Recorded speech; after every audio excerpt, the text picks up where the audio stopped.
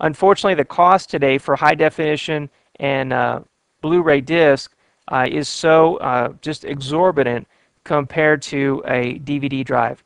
DVD drives that can burn DVDs have gotten down to be reasonably priced, as little as, I don't know, say $80 for a burnable, recordable DVD drive, and the media has gotten down under $1 each. Blu-ray and high-definition DVD drives, on the other hand, are close to $1,000, and the discs are close to $20 or $25 each. So just a comparison before you go out and start shopping for your next Blu-ray or HD DVD drive for your computer. You might want to wait a little while until the prices come down. All right, now let's talk more about CD, DVD drives and discs. Now, CD, DVD drives run at different speeds. They may even read at one speed and burn at another speed. For example, you might have a speed rating on a drive of 32x by 16x by 4x. So watch out for these when you go and select your DVD or CD drive. Now, here on the left, we have a DVD. This is the front of the DVD, and this is the back of the DVD. The back here is what you have to be concerned about getting scratched or dirty. You want to protect that back at all costs. The light actually shines up through the bottom and then reflects off the top and then goes back down. So the light comes in the bottom and then is reflected off of this coating here and then goes back down. So that's what a DVD looks like. Here's an external DVD drive on the right. You can see it has a tray, it has an eject button and a status light. And this is a USB drive that will connect to any computer with a USB port and give you an instant DVD drive that's also a recordable CD and DVD drive. All right, here is an internal CD DVD drive. This mounts in your computer permanently. You can see on the back here, just slightly, it has the typical Molex power connector like a hard drive does, and then it has an eIDE interface that connects to your computer. All right, now let's talk about tapes and tape drives. So we talked about non-removable storage that goes inside your computer. That's your hard disk drive. Then we talked about other types of removable storage, such as CD, DVD drives, floppy drives, and USB flash drives. So now let's take a look at another form of removable storage, and that is magnetic tapes or tape drives. So magnetic tapes, or mag tape, sometimes people call it, has long been used to store data. Long before hard drives even existed, there were magnetic tapes. Tapes and tape drives are still heavily used for tape backup because they have the highest capacity of any removable storage. So many home computer users don't use tape backups today because USB hard drives or USB flash or DVDs have gotten to be so inexpensive. But for companies that need to store a lot of data and do their backups, tape drives are still the best choice. For example, an LTO4 tape drive can hold up to 800 gigabytes of data compressed. Now, when you think of mag tapes, you can also think of old cassette tapes. Those were a form of magnetic tapes. Those magnetic tapes aren't used anymore. But today, LTO tapes are one of the most popular backup tape drive standards for medium and large size businesses. So on the right here, this is a tape drive. This is actually an external tape drive. It has a SCSI connector on the back. We'll be talking about SCSI a little bit more in a minute. But it interfaces with a computer with a SCSI connector, and here on the front, that's where you insert your tape. The two most common standards today for magnetic tapes are DLT and LTO. Here on the right, we have a DLT tape drive, and over here on the left, we have an LTO tape cartridge. Two incompatible standards. Each has its own cartridge, and each has its own drive, and they're made by different companies.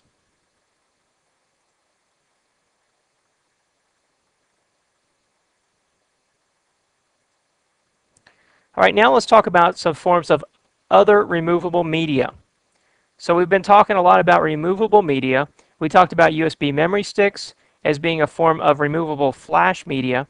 Now some other forms of removable flash media that are in different form factors are SD, or Secure Digital, CF, Compact Flash, MS, or MS Pro, which is Memory Stick or Memory Stick Pro, and then SM, Smart Media.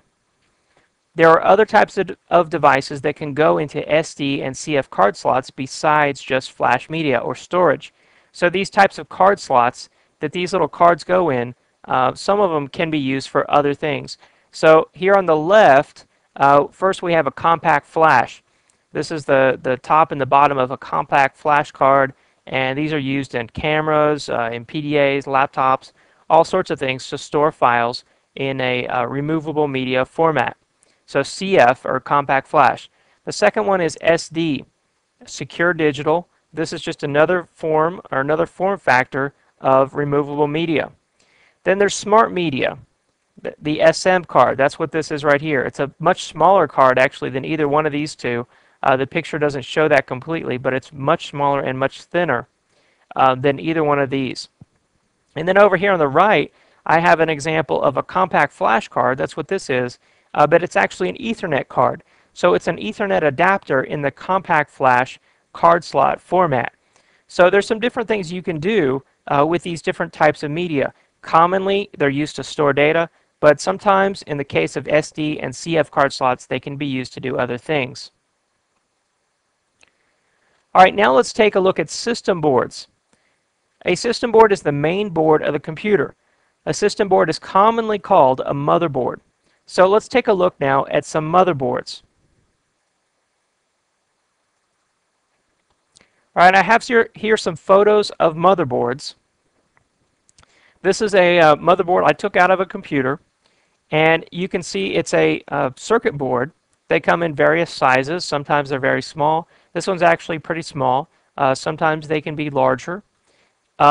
This is the main board of the computer. So on this board are going to be many of the components that make up the computer. You know, just like inside the human body, you have the heart, the lungs, the stomach, the intestines, all those important pieces of the human body. This motherboard has many of those important pieces on it. So here on the left, you have the processor and the processor fan. That's what processes everything on the computer. Here you have the RAM. That's what these cards are right here. That's where you work with your data when it's being used, when it's up in memory. Here you have your disk controller. That's what controls access to your hard drive, to your storage. Here's where you expand the computer with other types of cards. Let's see, over here you have your video adapter that goes to your monitor, your keyboard port, your network port, your mouse port. On here, right there, is your BIOS, which controls what happens when the computer boots up. So there's a lot of important pieces that are on this motherboard. All right, here's a side view of the motherboard. Here you see a keyboard and a mouse port. You have USB ports. You have the parallel port, video adapter, serial port, a couple more USB ports, network port, and sound. All right, here's a top view, a little bit close up. You see different card slots here. You see a little battery. That's the CMOS battery to store the settings when the computer's turned off. A number of other different types of card slots. Here you see the connectors to the hard disk drive and the CD drives. Here you see the power connector that goes to the motherboard. This is a good side view of or top view of the RAM cards. This is a zoom in of the hard drive disk controller chip. Here's some jumpers down here. The CMOS battery again is there. This is the BIOS chip. We'll be talking about BIOS in a little bit. There's some different types of card slots here. And again, just a picture with the RAM actually removed of what the RAM slots look like. All right, so you saw some common pictures of motherboards or system boards. So let's take a look at a little bit more generic diagram of what a system board looks like. So here you have this motherboard or system board.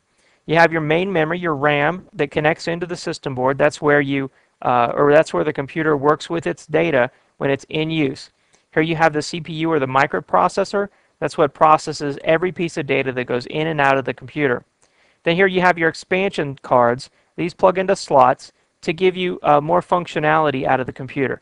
Maybe you need to connect to a certain type of network, or you need a certain type of storage. You can buy an expansion card that plugs into the card slot of the computer.